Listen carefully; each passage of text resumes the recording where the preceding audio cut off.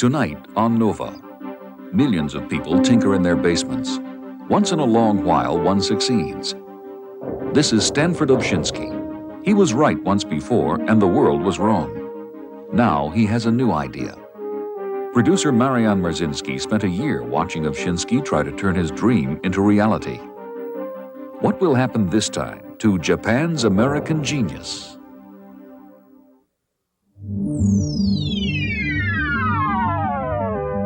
Major funding for NOVA is provided by this station and other public television stations nationwide. Additional funding was provided by the Johnson & Johnson family of companies, supplying healthcare products worldwide. And by Allied Signal, a technology leader in aerospace, electronics, automotive products, and engineered materials.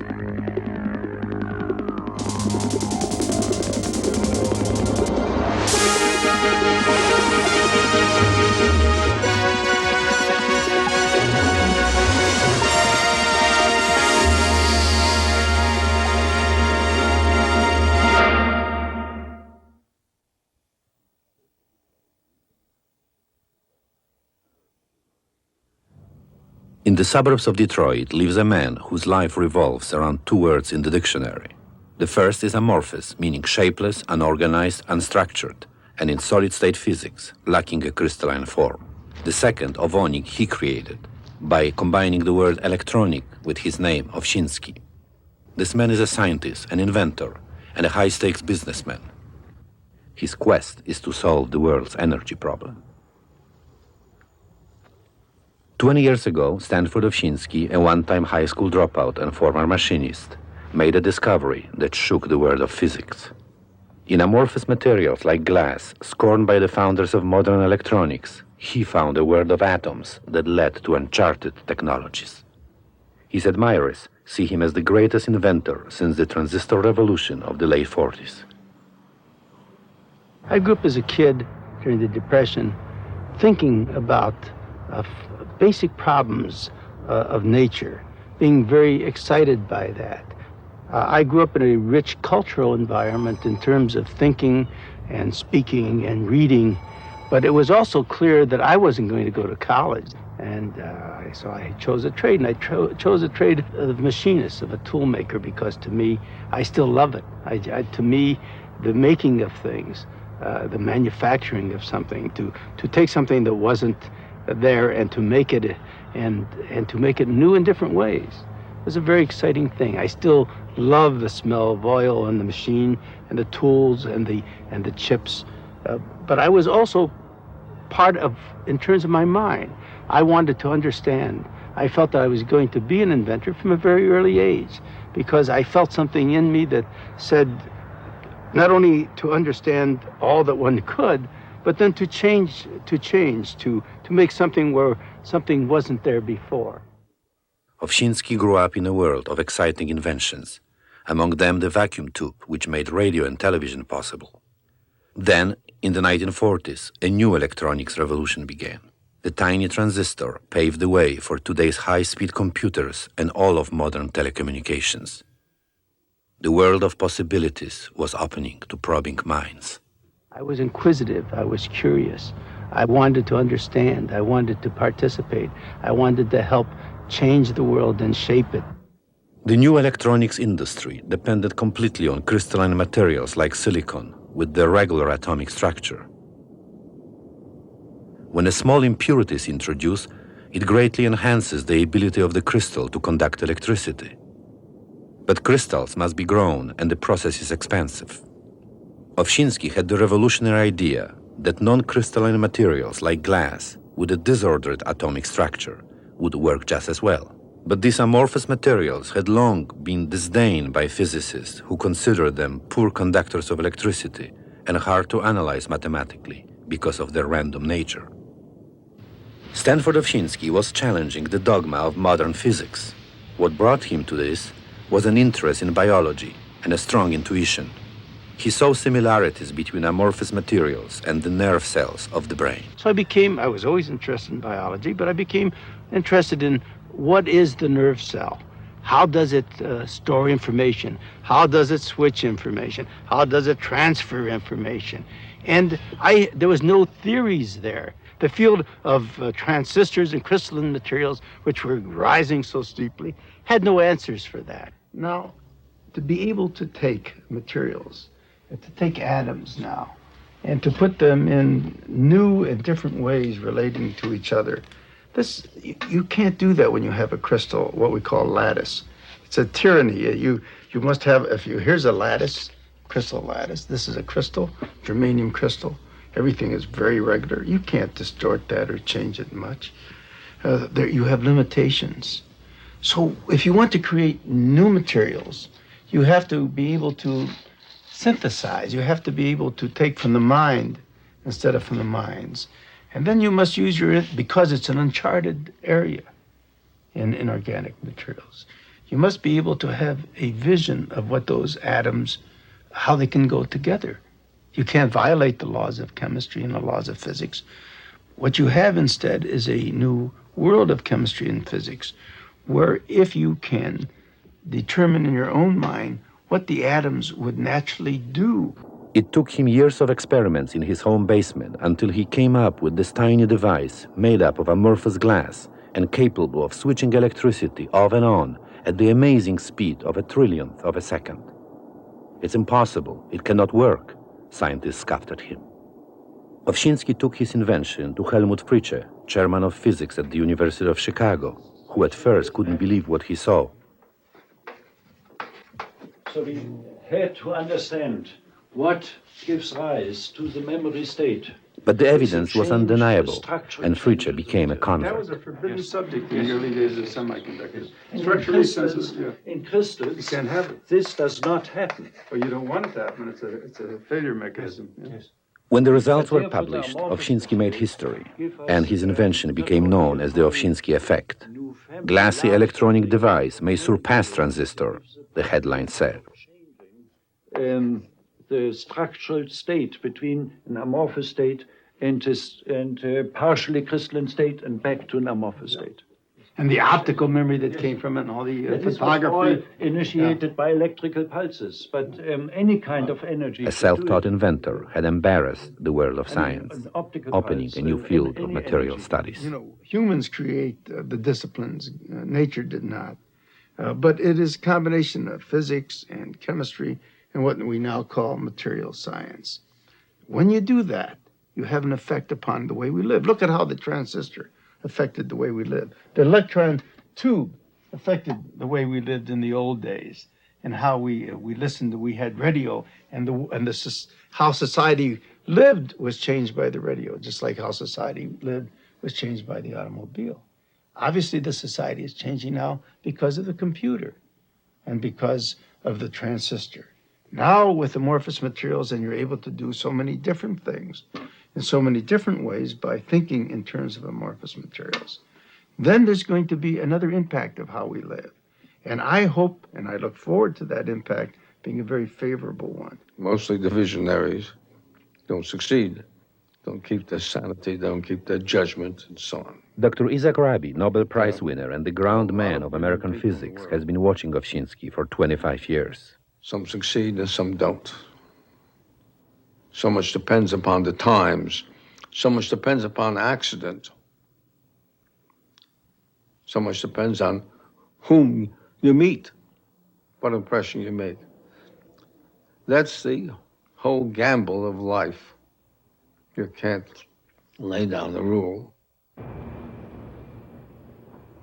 23 years after his stormy admittance to the world of science, Stan Ovshinsky still lacks a formal education. He went the Edison way and decided to hand-deliver his invention to the world. 300 people, 70 of them with doctorates, work for his Edison-like company called Energy Conversion Devices. Over those years, he spent $200 million on research to develop new amorphous materials. If this were a university lab exploring new frontiers of science, nobody would criticize him for not generating profit in any of those years. But since he's on the stock market, many do. Can a great scientist be a great businessman? They ask him. For Ovshinsky, who wants to change the world, The answer is, I have no choice. Dr. Stephen Hadgens is ECD Vice President and Stan Ovshinsky's Chief Scientist. The remarkable things about working at ECD is the freedom to work across boundaries of conventional understanding. For instance, there are aspects of chemistry, engineering, physics, all of which are involved in every aspect of the things that we work with. Let me show you how our research and development is organized at ECD. Basically, our company is divided into product divisions, photovoltaics, battery, thermoelectric, imager and display, synthetic materials. Research and development has a responsibility for developing the new materials that are used in each of these products, as well as helping to solve production problems related with producing the products, and in some cases inventing device configurations that use these new materials to allow new products to be developed. Basically, this is the alphabet from which we construct materials. The periodic table of the elements is the ECD scientist's Bible. They study atoms inside the elements and, like modern alchemists, create new amorphous structures. We know a lot about the transition metals also for coatings. For instance, somebody said one time, silicon and carbon are the same, except carbon gives you biology and silicon gives you sand. The way the atoms go together make all the difference. If the Ovshinsky lab is the atom's kitchen, this is the atom's oven. They are cooked by applying radio frequency or microwave energy to gases made of various elements like germanium, tellurium, arsenic, and others. This causes them to light up by knocking electrons off the gas molecules and creating ions and free electrons. These together comprise a charged gas called plasma. Some call it the fourth state of matter. Plasma seals the atoms and spreads them like butter on a substrate. The atoms leave the oven and are served to scientists as a thin film. The recipe is now a secret. When the patent is issued, it will become a potential moneymaker for Ovshinsky's company. How to write a patent is a science in itself.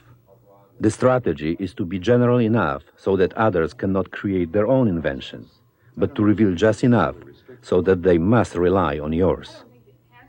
Obtaining and then selling patents are this company's assets. 300 already issued in the US, 1,500 abroad, 180 applied for. This is the current score of Ovshinsky science for sale. Those who buy it make products out of it. The plasma is a remarkable way of making materials because the energies involved are so much higher than we can achieve in normal thermodynamically equilibrium processes. An extremely durable amorphous drum for copy machines is one example. The everyday life at the lab is still the struggle for what they call material optimization. From his initial discovery, Ovshinsky's science has flown to new heights. Today, it's not just amorphous materials, but a combination of both crystalline and amorphous structures in one material. I'd like to try higher power also. This new technology has already generated a computer optical disc with a 400 million byte memory, capable of storing an entire 50-volume encyclopedia. You can go up to 40, 50 probably, right? No problem. I think then let's give the next experiment 50 watts. We keep the same recipe. And maybe you'd like to reduce the time. This was 2.5 minutes? Correct. Let's go down to 2 minutes. Much better in a conductivity. Scientists from 16 countries found their haven at the Ovshinsky lab. You see the absorption now. Some of them fled the rigidity of corporate structures. Others couldn't stand academic bureaucracy or the limitations of the third world. Dr. Shabandu Guha from Bombay's Tata Institute is director of photovoltaic research here. He has over 70 publications in solid-state physics. And a similar term, and it's microcrystalline. So that means but with Ovshinsky, the stakes are higher than publish or perish. They are here to win or lose a technological war and to make big bucks along the way. Intermediate layer, I shall have much lesser loss. Today, they try to improve the composition of an amorphous material for solar cells. Reflection from the regular ITO, which looks something like that as the AR coating. Dr. Wally Chubati, PhD in electrical engineering. Microcrystalline N plus in this region. But supposing you have 95% of the total light getting through. In addition, you'll be losing 3 or 4% here.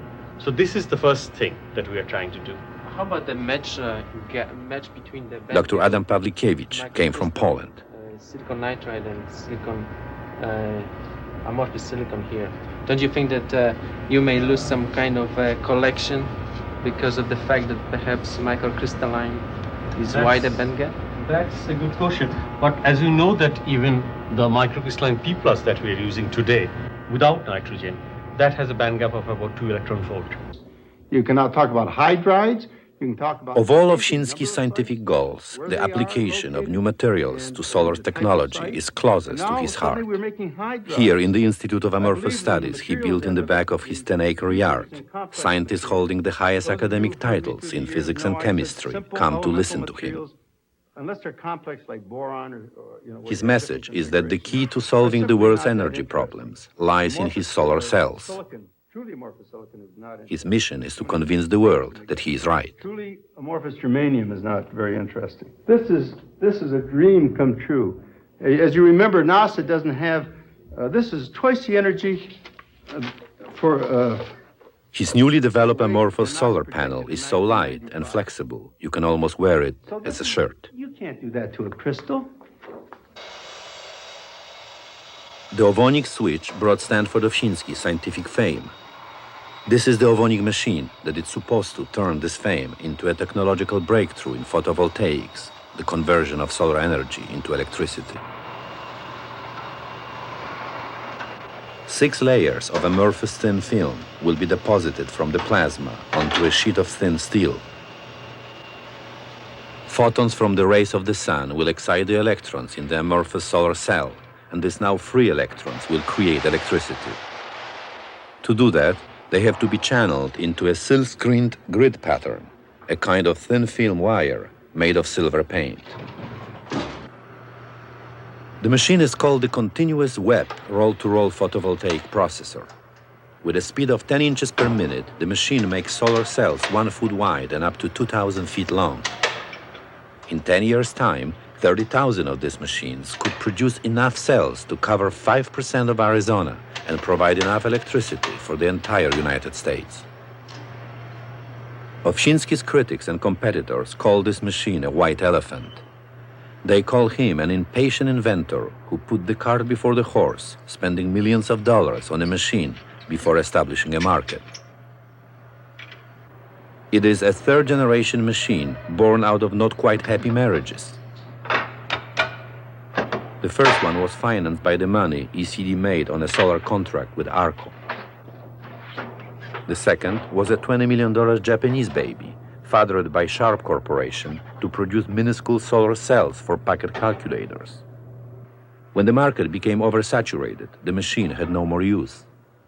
The present machine comes from a joint venture with Standard Oil of Ohio, which ended in divorce after Ohio spent $86 million on it. ECD was able to acquire the machine in a friendly settlement and decided to go on its own. Now the pressure is on Ovshinsky to make the machine pay for itself. The solar game is one of technology and money. When NASA needed solar cells for its space program, money was no object. The first crystal cells, built by hand, produce electricity at $200 per watt. Now the Ovshinsky machine and its amorphous technology is capable of delivering a watt of electricity for under $5. But even with that, the machine usually sits idle. Unlike other Ovonik devices, Stan Ovshinsky's photovoltaics do not sell yet. When the world was ready for solar energy in the midst of its oil crisis, the technology wasn't. Today, Ovshinsky's technology waits for the world. But countries with money do not seem to care about solar energy. And the third world countries that need it most have no money to buy it.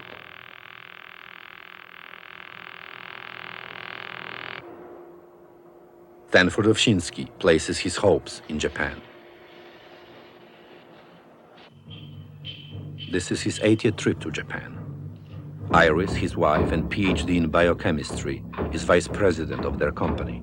She is his inseparable companion. I immediately recognized that there was something happening in Japan in '64. When I came back and talked to my American colleagues about it, they didn't seem to think so. People looked down upon Japan. They thought that the Japanese would produce inferior products. The president of one big automotive company told me that they would never learn how to build an automobile. But I saw something else. I saw a determination, a vitality, and an intelligence, and thought this would be of interest to us. The feeling that I have is any country that survived a war with the destruction that accompanied the war and was able to rebuild itself is admirable. The feeling that there is industry and power and pulsating vitality in terms of building of new kinds of products, that's all to the good. That's what America should be and what it used to be. What we have to offer is what they would like to use to build their industrial base, to make new products. Crystal technology has been pushed to the fundamental limits of nature, and Silicon Valley will soon become Death Valley. Amorphous is the way to go for modern Japan, he tells them, pointing to his new solar application. We have to free ourselves from conventional fuels. That's one problem. The next problem is to provide new materials for the information field, because these two fields will be the largest. And the third point will be to provide new synthetic materials that have desired characteristics that allow us to build new industries. New materials, materials from the mind and not from the mines, materials that we can synthesize, that we can take elements in three-dimensional space and put them together in arrangements that are simply not possible and are limited by the lattice, by the crystalline lattice, what I call the tyranny of the crystalline lattice. So it's been a dream, a utopian dream, to use photovoltaics. But if you have a roll now, and that roll is thin and flexible. 20 years ago, when few of his own countrymen took him seriously, Japan christened him a genius. Now he wants the Japanese to wave his solar flag as well. You have now a way of making rolls in Japan or in the United States or in China and shipping those rolls anywhere in the world and having the low-tech end, making them into modules. How do you start doing business with Japan when you hold 300 patents in the materials you know Japan is interested in? You go to the trade show, look under amorphous, and quickly figure out who is infringing on your patent.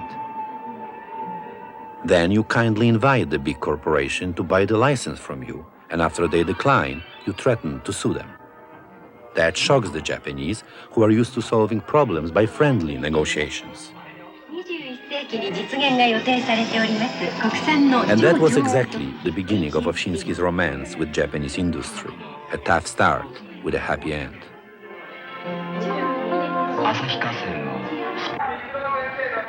Today, Ovshinsky's company conducts business with Japan's giants. Matsushita Electric, Sony, Hitachi, Canon, Sharp, and Nippon Steel are on the list. At Canon, personal copiers are being produced with amorphous drums developed by ECD.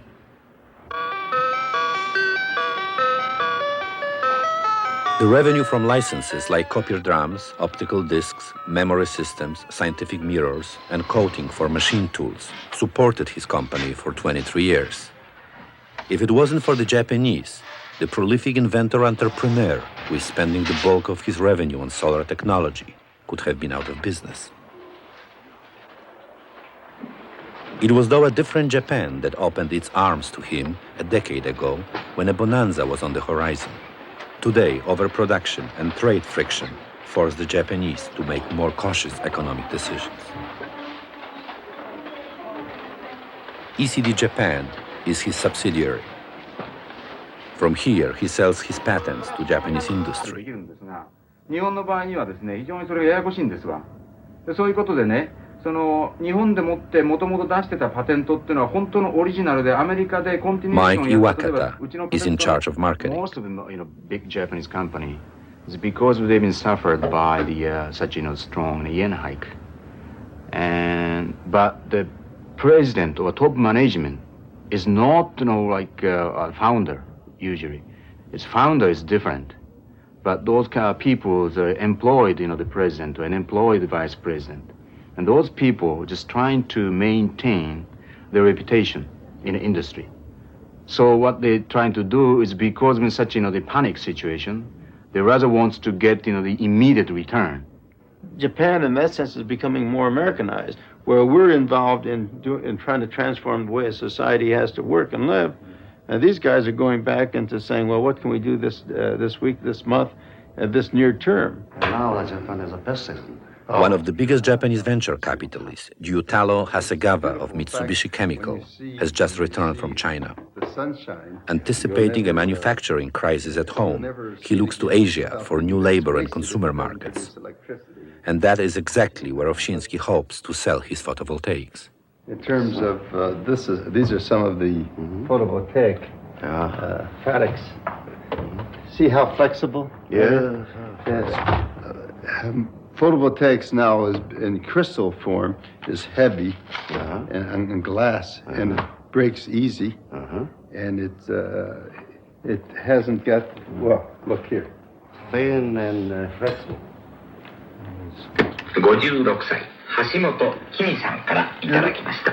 You're losing 80% of you're losing at least 80% of your light through the window. It's dark, and yet there's enough light to run radio or whatever.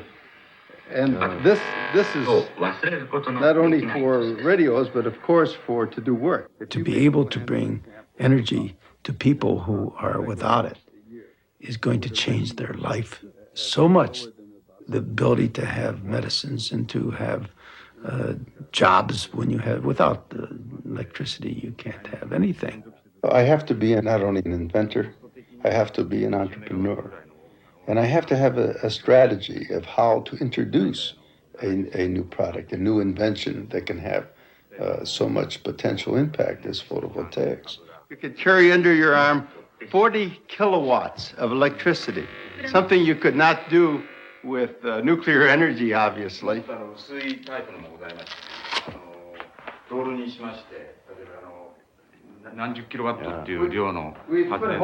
We put holes through it. Actually shot bullet holes through it. And it doesn't destroy.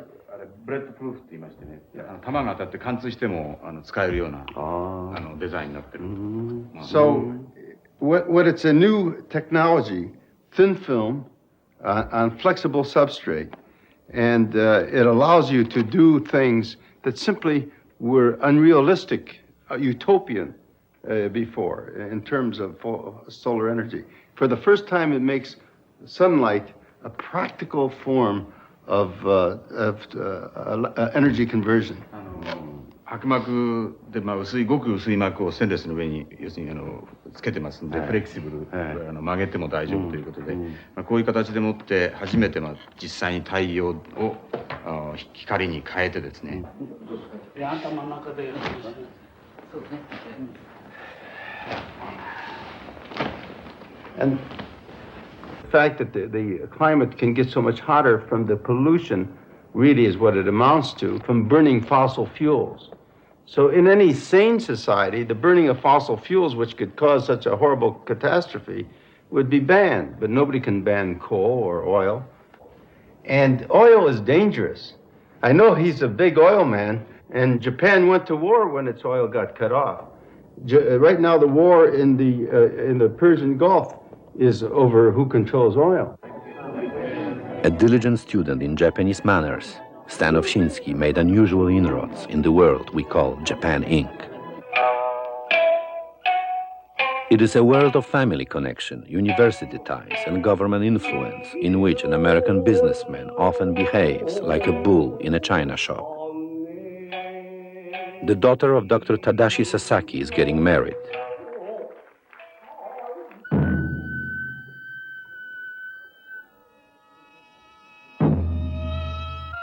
Her father, a former sharp executive vice president, is Stan's dear friend of 20 years. Dr. Sasaki was the one who first called Ovshinsky the American genius and who still spread the word. Today, Sasaki is one of the most trusted advisors to Japanese industries and government. Your capability. If you have a basic and fundamental new approach and a new idea, then it's really, it isn't the general acceptance that you're after. What you're after are those people who can understand. Because what I want to do is very ambitious. I wanted to, and we are doing, with your help and your vision, we're transforming the way the world thinks about materials and how it works. And therefore, if an idea is so basically new and different, and it's immediately accepted, there would something be wrong. I have found that in Japan, the transition between what I was saying and its acceptance was a very short time historically, much longer in the United States. Japan and C class, and B is A. Professor Sasaki gives grades in science and technology. For creativity, Europe gets an A, United States a B, Japan a C. In future technologies, A to US, B to Europe, C to Japan. Americans get A in high technology, Japanese get B, C for Europeans. When it comes to product development, improvement and production, Japan is the notorious top of the class, and that's how international trade friction developed. The world of science and technology, according to Sasaki, is a matter of water and fish. The fish is the product, the river is a national market, and the ocean stands for the international marketplace. Americans and Europeans invent and engineer a fish, put it in the river, and when it grows fat and reaches the ocean, the Japanese bring their big fishing boats and catch it. To get rid of the economic friction, creativity should fly freely across the oceans, and the fishing should be shared. Help each other. By a connection of a canal. Japan needs assistant USA like you. See, what Japan is so good at is not only application and improvement and production, but acceptance. So I don't know, I would just put down acceptance here. To accept a new idea is part of creativity. Yes. It's a new part of creativity, but very important part of creativity. That is what Japan has been able to do all this because it understands creativity and is able then to apply it. Where in Europe, as you know, the acceptance of creativity is very low. And the United States, despite the fact that it claims to accept creativity, has many structural, institutional inhibitions to it. In Japan, there is an ability in big bureaucracy and structure. Because look, you are such a creative guy, and yet the Japanese government uses you as a wise man. So the Japanese government, even though it's big and bureaucratic, is creative in that it uses creative people. Consumer and industrial. In the Sasaki prescription for harmonious world science and technology, the partners would teach each other what they know best. It's a deceptively simple ideal, but Ovshinsky questions the Americans' ability or desire to deliver. No country can be great or have the environment for creativity without an industrial base. And it seems to me that the industrial base of the United States is eroding. Like, taking Japan, the declining industries, steel, shipbuilding, they're making a desperate attempt, not just to buy each other up and to take each other over like in the United States, but they're making a desperate attempt to get into new technology. And technology is the answer. New products are the answer. I don't see that in the United States. It's hard to be a prophet in your own land, Ovshinsky seems to imply. And elsewhere, what are his real chances? Momoko Ito, the president of ECD Japan, her mentor, Professor Edwin Reischauer, former U.S. ambassador to Japan and one of ECD directors, and his wife Haru, who writes books on Japanese-American history, speculate on whether Ovshinsky's big dreams will play in Japan and when. Japanese always have this hungry feeling or sense for crisis. Maybe it's partly because of the experience of the war that Japanese lost, or the realistic fact that we don't have natural resource. So Japanese are always searching for something new. They're much more sensitive about what's going on around the rest of the world than Americans for the same reason. So Ovshinsky was, in a way, much well known among Japanese probably than among Americans for the same reason, because Japanese are always looking for something new. Most popular word in Japan today is internationalization, and they don't know what it means. They don't know what to do about it. But they want to. What they have to do is find things like this that will internationalize their contribution to the world, and if they can hit on things like this, where it really makes a difference to their neighbors in the poor countries, well, then the Japanese will get a great deal of satisfaction out of it. It'll actually help their economy because it'll help balance the trade imbalance that goes on right now, and it'll have a playback effect on the Japanese economy itself, and as the other countries become more prosperous. Japanese have always had the concept of doing something for something bigger than yourself. It's not just your own profit. It's a profit of the company. It's the profit of the nation.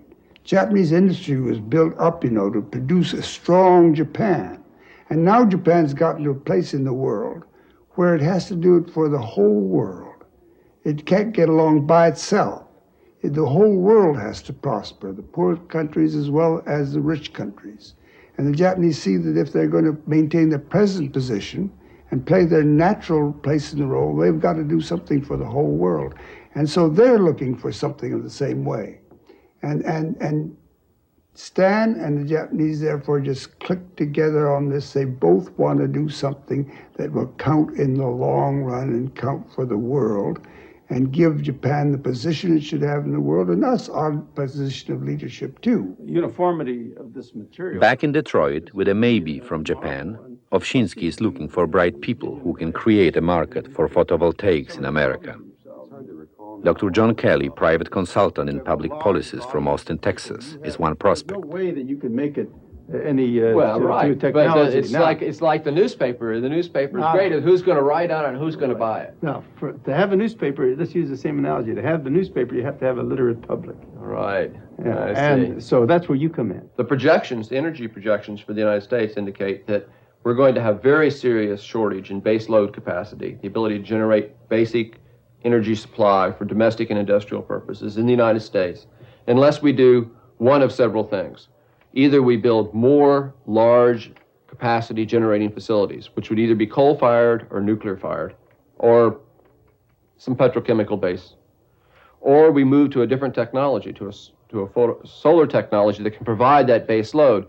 The perception on the part of most policymakers and most energy companies is that solar technology cannot fill that gap at this point. One of the ironies of solar is that in the policy area, people are now concerned about the environmental aspects of solar. They think that if the efficiency stays in the teens, the amount of surface area that's going to be required, covered with solar cells, areas the size of Arizona, would be just covered with solar cells in order to really provide the kind of power the United States need.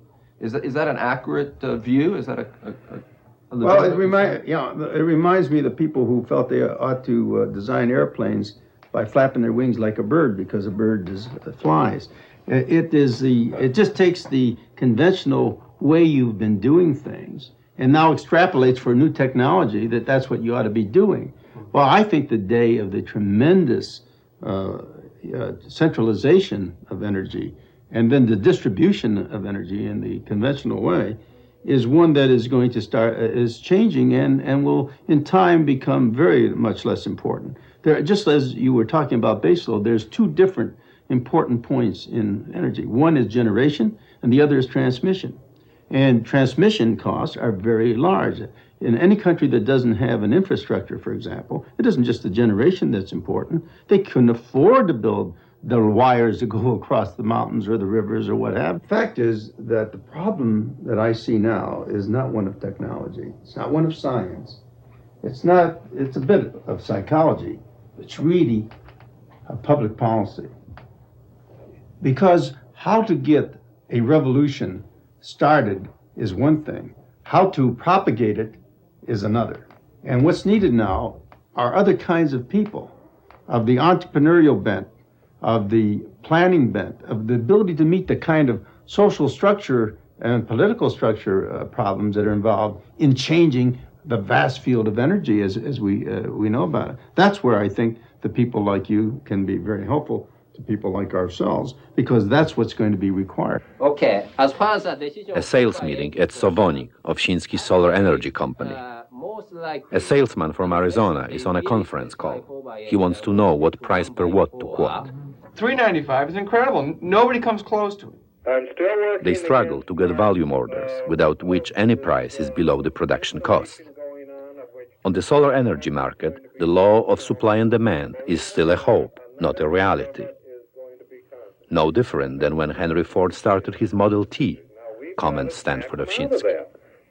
The only way we can do it, I say, is to give them a bonanza that if they buy, I don't care if it's 100 kW, say it's 500 kW or something like that, and bring your price down to $3.50 a watt. Bob, let me remind you. Dr. Masetsugu Izu, an Ovshinsky-style scientist turned businessman, runs the company. A world-renowned whiz-kid in photovoltaics, he was a student of the famous Kenichi Fukui, Nobel Prize winner in chemistry. Arizona, New Mexico, Colorado, California? Well, Arizona and New Mexico for sure, but you have to get us a big purchase order. Midway between Japan and the American mainland is Hawaii. Ovshinsky sees it as an important proving ground for his solar technology. Dudley Pratt, the president of Hawaiian Electric Company, is a potential convert. Basically, all of our generation here is oil-fired. And this is where our interest has become so great in trying to find a source for island nations to produce electricity without burning oil, because we're at the mercy of the world oil situation. Everybody still thinks of photovoltaics being utopian, something out in the future, 1990s. And that's the 1990s today in terms of product. And in order to get the price down, which is what we both want to do in terms of making it suitable for utilities, it's just a matter of now getting enough orders so that you can have volume. Because we can get down to $2. Ovshinsky sees an opportunity here and looks for a partner.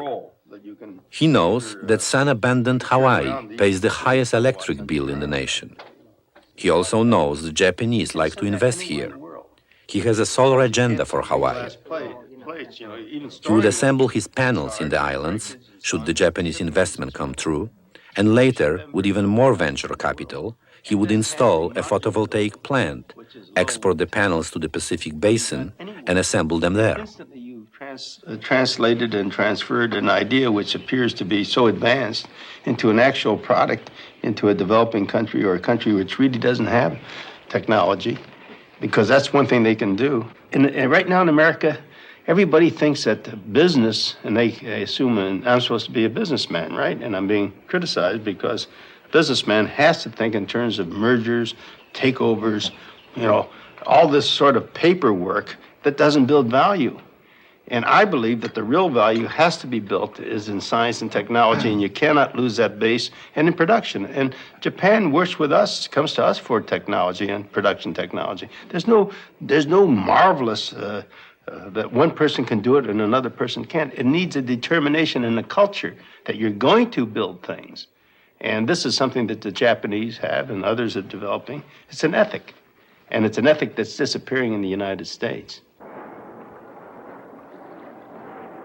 On the southern shore of Honolulu, with Kali Mekali, Arco Solar Distributor. Arco, the only other big company competing for a solar market, has installed here a crystal panel for remote power.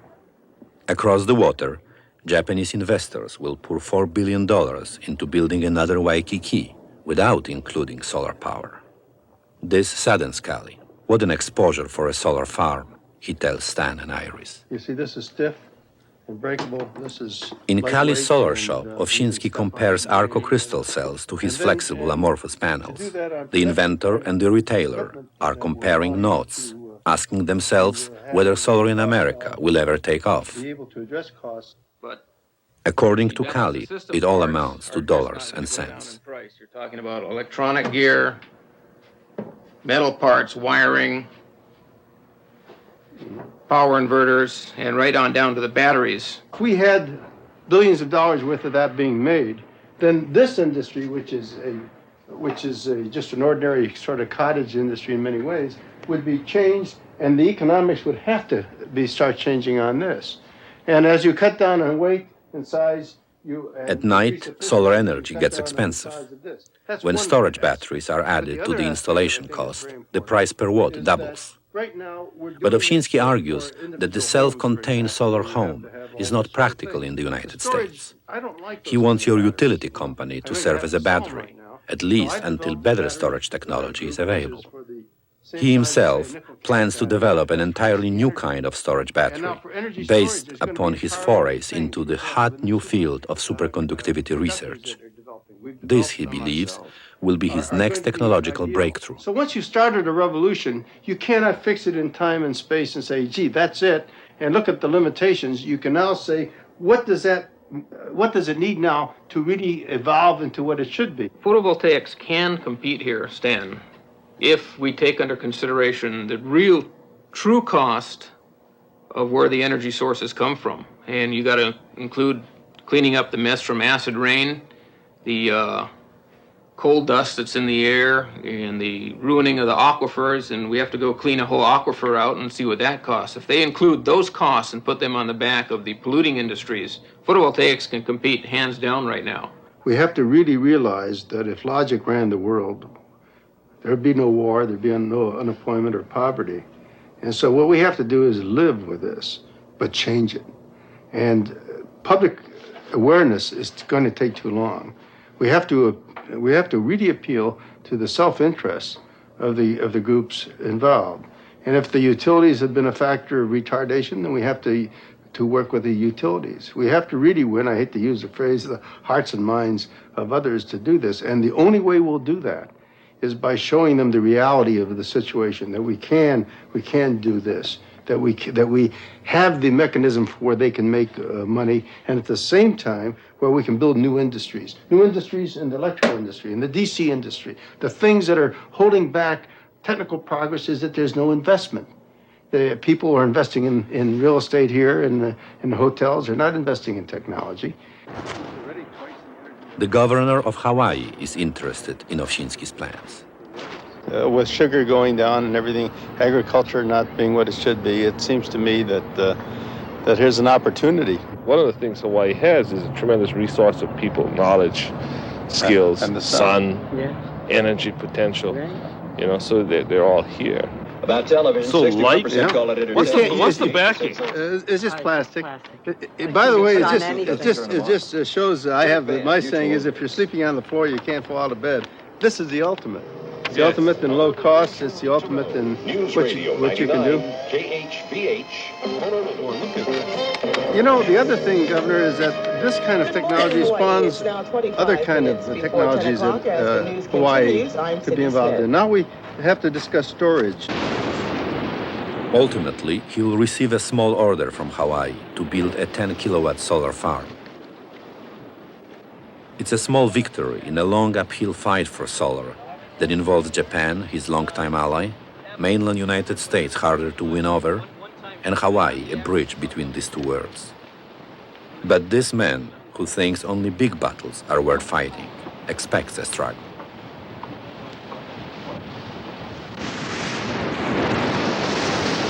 There is a quote on the wall of Stanford Ovshinsky's office. Champions of new inventions must display persistence and courage of heroic quality. A new idea either finds a champion or dies. Will Hawaii become his utopia island? Back home, Stanford Ovshinsky puts on his new inventor's hat, one that he calls an old one. Superconductivity is a phenomenon occurring in certain materials when electric current is transmitted without power loss. Until recently, this has been achieved only by cooling materials down to extremely low temperatures with high-cost liquid helium. Now the race is on to find materials that are superconductive at higher temperatures. The elusive goal is room temperature. In Japan, the fever got out of hand. One company alone, Sumitomo Electric, fired off a barrage of 700 patent applications. Ovshinsky has his special reasons for jumping on the bandwagon. The reason that I'm able to work in superconductivity, and more the rest of the world is now looking at it my way, is not the crystal structure as everyone thinks it is, but the defects, the disorder, the same principles that I use for amorphicity and for glasses are now being considered not only by me, but are now being addressed by others. And in fact, you have to make the materials from the liquid and in some cases from the amorphous state. We had it like pulled around a post over here so we could pull it tight. I think what we really want to do is get a 4-point probe head that we can In a actually push paper down published in samples. Physical Review Letters, Ovshinsky reveals his special recipe. He is confident that his experience in thin film technology and knowledge of materials will assure him a strong position in the race for patents. Dr. David Elrod conducts experiments. He was up at 4 a.m. this morning, anxious to try a sample of a new composition, not a thin film this time, but a ceramic palette.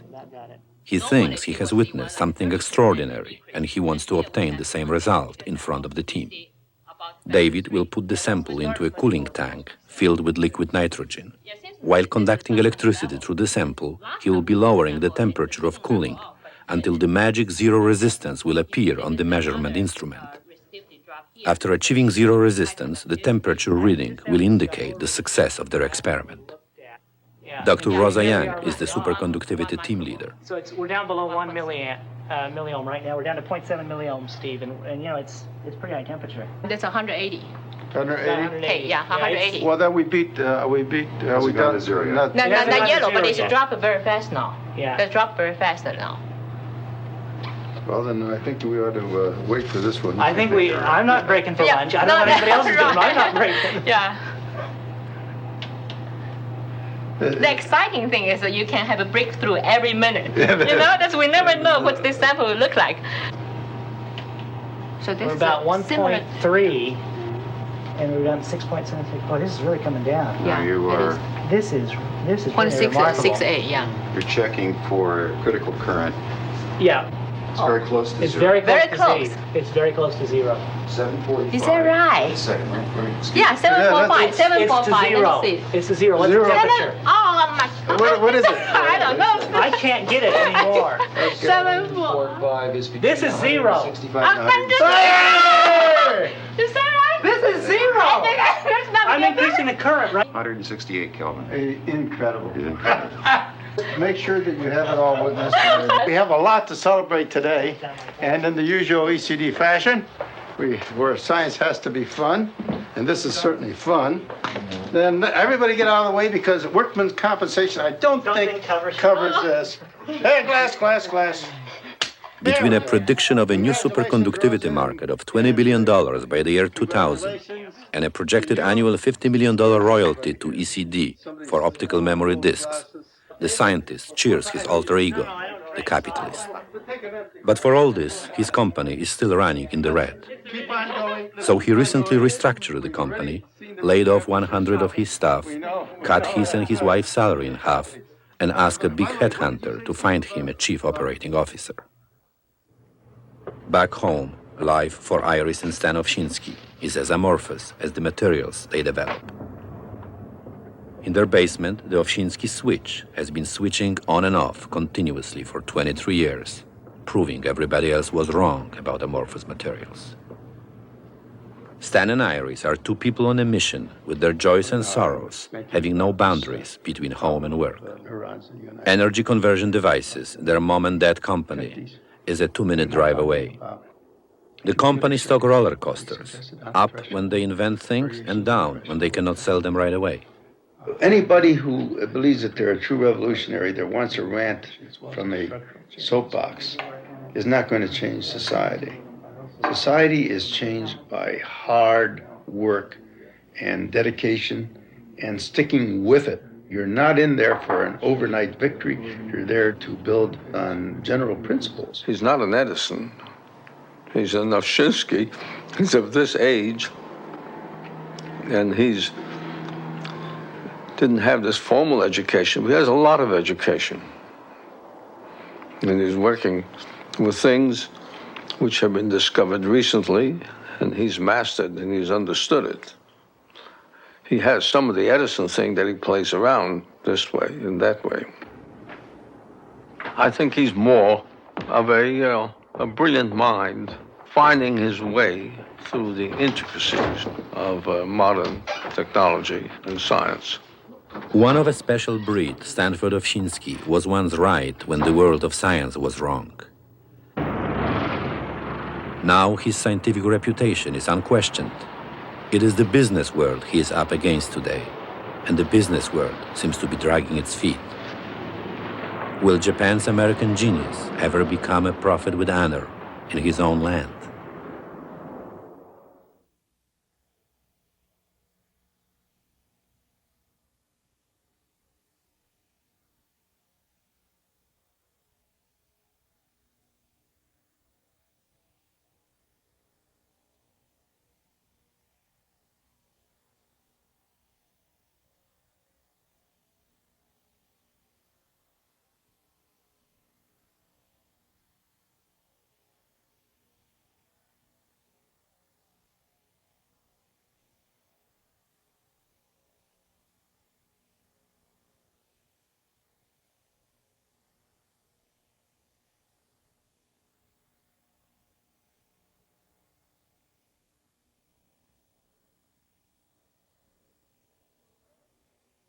For a transcript of this program, send $4 to Nova, Box 322, Boston, Massachusetts, 02134. Please be sure to include the show title. To purchase film or video copies of this program for educational use, call toll-free 1-800-621-2131.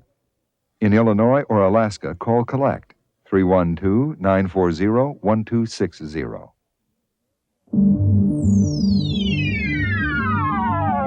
Major funding for NOVA is provided by this station and other public television stations nationwide.